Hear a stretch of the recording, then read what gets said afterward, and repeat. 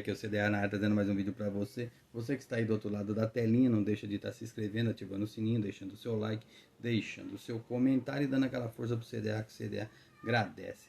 Essa é para você na hora de consertar o telhado, é quando o sol está brilhando, quando o sol saiu, secou o telhado, né? Você vai ver onde está a goteira, onde está quebrado, né? Então é quando o sol brilhar, você vai lá resolver esse problema do seu telhado. Mas isso também é na vida real. Às vezes você está numa situação aí que está constrangedora, que você anda passando por uma turbulência, você anda tendo aí um desafeto, alguma coisa, e se você estiver com a cabeça quente, você vai fazer besteira e amanhã depois pode ser tarde para se arrependendo, se redimindo. Então fica tranquilo, coloca a cabeça no lugar, vai esparecer um pouquinho e depois, quando o sol brilhar na sua vida, que você tiver com a consciência tranquila, você vai lá e tira limpo e resolve esse problema.